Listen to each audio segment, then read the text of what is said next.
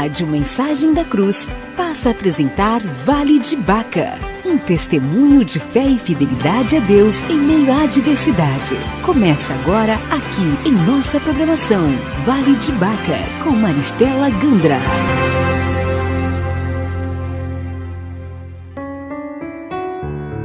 Olá, queridos ouvintes, a graça e a paz do Senhor Jesus. Agora nós estamos no capítulo 5 e vamos avançando. Alicerçados na rocha, abre aspas, e desceu a chuva e correram rios e assopraram ventos e combateram aquela casa e não caiu, porque estava edificada sobre a rocha. Fecha aspas, Mateus 7, 25. 4 intensos meses de viuvez se passaram, e já há 7 meses buscando servir ao Senhor em meio a tantos percalços e desafios. As tempestades começaram a se acalmar, meus pensamentos começavam a ser ordenados e alinhados com a vontade de Deus. A chama do chamado já ardia novamente, e começava a fazer planos a fim de que estivesse preparada para cumpri-lo. Na ocasião, fui chamada para uma conversa no gabinete pastoral. Meu pastor, que na época havia feito meu casamento e também o sepultamento do meu cônjuge, agora se preocupava com meu estado de viuvez. Seu zelo era por eu ser muito jovem e me aconselhou a buscar um novo casamento. Ele percebia o assédio ao qual já estava exposta. Entretanto, eu estava relutante em acolher seu conselho. E eu disse que já havia perdido muito tempo sem servir ao Senhor e que iria me preparar para ir para onde Ele quisesse. Porém, o pastor, mais inflexível do que eu, pois estava sendo usado pelo Espírito Santo, me disse que eu poderia ir para qualquer lugar do mundo. Todavia, eu iria só se fosse casada. E ainda abriu a Bíblia para lhe respaldar naquele conselho que passara a ser uma ordem, dizendo que viúvas novas casam-se novamente. Abre aspas. Portanto, aconselho que as viúvas mais jovens se casem, tenham filhos, administrem suas casas e não deem ao inimigo nenhum motivo para maledicência. Fecha aspas. 1 Timóteo, capítulo 5, verso 14. Em obediência ao meu pastor, propus em meu coração, a partir daquele dia, a orar pelo meu novo casamento. E orava todos os dias da seguinte forma, abre aspas, Senhor, cuida do meu futuro esposo lá na Albânia, ou em qualquer outro lugar que ele estiver. Conceda a ele, nesta hora, saúde se estiver enfermo, emprego se estiver desempregado, renove as suas forças e aumente a sua fé, e que daqui a 5 anos ou 10 anos eu venha conhecê-lo. Em nome de Jesus, amém. Fecha aspas. Sim, exatamente assim que eu orava todos os dias. Mais tarde vim a saber que quando ainda estava casada e frequentava os cultos com a Luana, o Ariston me viu pela primeira vez e procurou saber quem era. E foi informado que eu era casada. Vocês lembram nos áudios anteriores? Durante 3 meses do meu casamento, primeiro casamento, eu voltei para o Senhor, né? Voltei a congregar. Então, nesses 3 meses que eu busquei o Senhor, meu primeiro marido foi salvo, né? O Senhor salvou, o Senhor levou. Então, nesses 3 meses que eu frequentava a igreja, sozinha com a Luana, aqui eu estou falando que Arisson me viu pela primeira vez e quis saber quem era a moça, né? E foi informado que eu era casada. E pronto, e aquela página foi virada. E cerca de 7 meses, agora continuando a leitura, tá? E cerca de 7 meses depois, estava eu orando pelo futuro esposo e torcendo para que ele estivesse do outro lado do Equador. E ele estava ali, na mesma igreja, tocando seu nobre violão Takamine original, preto, e ministrando louvores. E hoje a gente estava relembrando, né? Esse violão, ele tem 27 anos, né, que Alisson adquiriu esse violão há 27 anos. Ele faz parte da nossa história, é uma relíquia. Nosso relacionamento, a princípio, foi de amizade. Embora eu conhecesse sua intenção e ainda estar resistente a ele, o Espírito de Deus testificava em meu coração que eu deveria seguir em frente para conhecê-lo. Dessa forma, que estava consciente de que Deus me dava uma nova e única oportunidade de recomeçar. Não poderia errar na escolha mais importante da minha vida, pois não era somente encontrar um bom marido, mas principalmente um bom pai para Luana. Luana estava com 2 anos e 8 meses, né, quando eu fiquei viúva. Então, precedi a essa tão importante escolha uma lista do que julgava essencial encontrar no futuro esposo. E nela continha os seguintes requisitos. Agora vai a minha listinha, viu? Primeiro, do topo da lista aqui, ser temente a Deus e que seu coração o amasse mais do que a sua própria vida, sua esposa e filhos. Um marido assim seria fiel e verdadeiro. As traições e principalmente as mentiras descobertas no primeiro casamento deixaram-me marcas profundas. Mediante isso, sabia o que eu não queria, eu já sabia. E com o Espírito Santo na direção, sabia exatamente como alcançar êxito nessa escolha.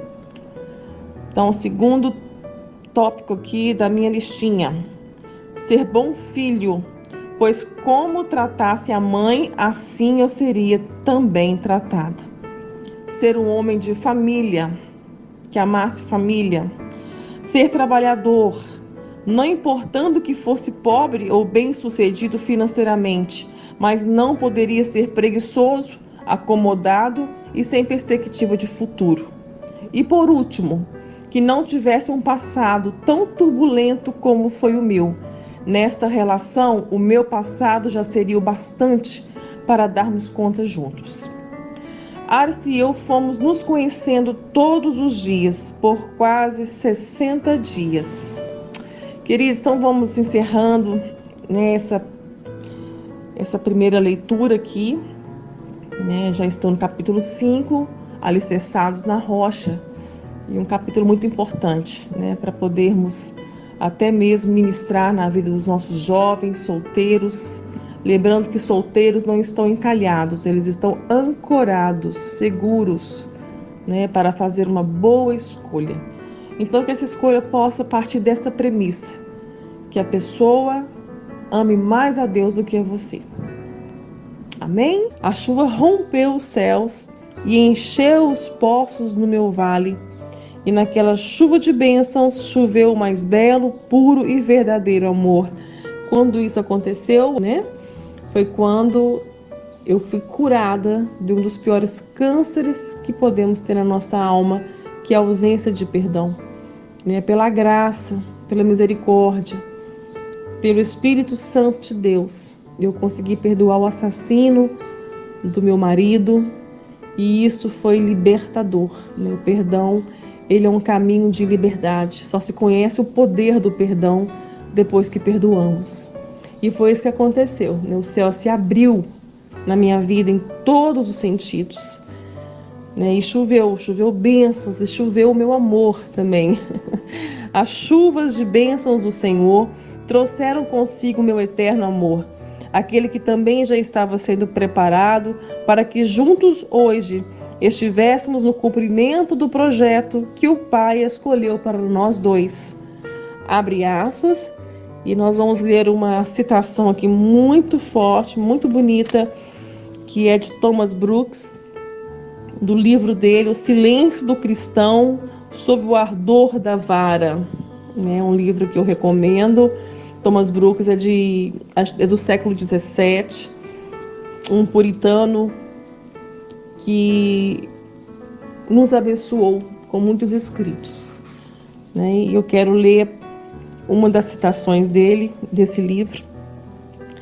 Abre aspas, ó cristão, Deus removeu um dos seus mais doces confortos, prazeres e benesses. Pode ser que você os tenha amado demais, estimado demais e se encantado demais com eles. Bem pode ser que eles, muitas vezes, possuíram seu coração quando deveriam possuir apenas a sua mão. Pode ser que seus cuidados, preocupações, confiança e contentamento tenham sido postos em tais confortos e prazeres, ao invés de serem postos em objetos mais nobres. Seu coração é o leito de especiarias de Cristo, e bem pode ser que você tenha alojado nele suas próprias benesses, enquanto Cristo foi colocado para fora. A elas você dedicou o melhor de si, enquanto o pior foi relegado a Cristo. Agora, se você aceitar um marido, um filho, um amigo e introduzi-lo naquele quarto da sua alma que só pertence a Deus, ele os amargará, os removerá ou os trará à morte. Se acontecer que o amor de uma esposa se volte mais para um criado do que para o marido, este removerá o criado, ainda que o tal criado tenha tão grande valor como o do ouro. Agora, se Deus o privou de sua misericórdia pelo fato de você ter muitas vezes cometido adultério espiritual e idolatria, tem você algum motivo para murmurar?